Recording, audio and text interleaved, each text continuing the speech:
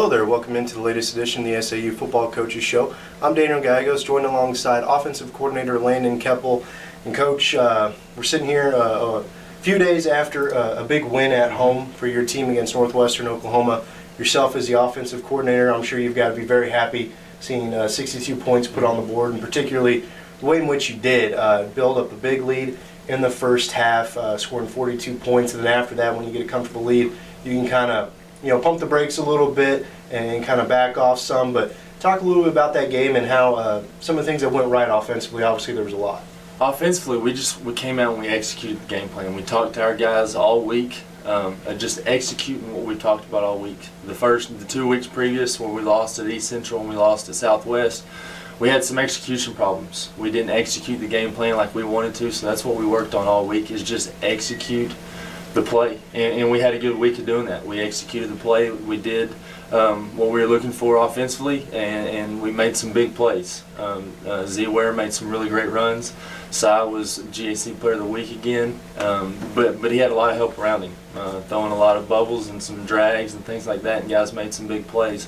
But overall, I was just happy of execution. We went out and executed the game plan.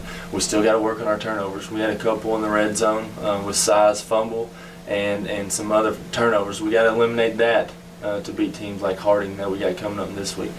Talk a little bit about, obviously the passing game was there. Cy Blackshire with the 6 touchdowns in a single game. That's a record. But I want to talk a little bit about the running game. That seems to be a point of emphasis this year, maybe more so than in years past, particularly with you on staff. You've got the guys who can carry the load, and Deion Williams, a redshirt freshman, got the start last week. He's got some bursts. What have you seen out of guys like Williams and then Jenkins also to come in behind them?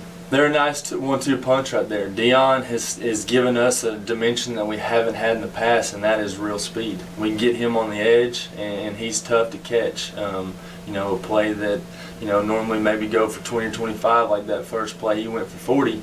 That's nice to have. It makes it easy on an offense coordinator calling plays when you can call one and he takes it 40. DeAndre's the guy that's been in the program. He's waited his turn. He's done everything right, and now he's seeing that come, a senior year, he's getting to reap the benefits of that, the hard work and effort, and making some big plays for us.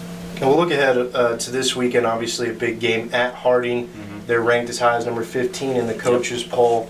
They come in 3-0, but the past 2 years they finished the year 9-2, so they've started to carry that prestige with them. That's helped their rankings along a little bit.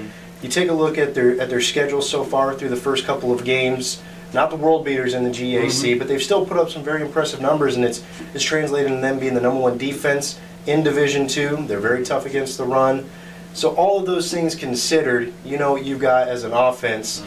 What are the challenges that are going into that game, knowing that they've got those numbers but maybe have been untested so far? Yeah, they're giving up 127 yards a game, I think 16 on the ground. So we've presented with their big challenge this week. We've talked to our guys. You've got an opportunity to go and tell the rest of the GAC that we're a real offense. We got a chance to be really, really good. But defensively, they're sound. They're very well coached. Coach Huckabee and that defensive staff, they do a great job with those guys.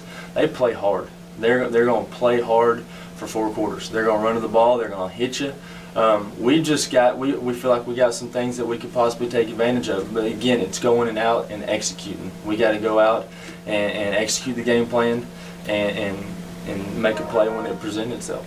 Harding, obviously, an offense, for those that do not know, so it might not be all that obvious, they run in the triple option attack, so very run-oriented. They don't pass very much.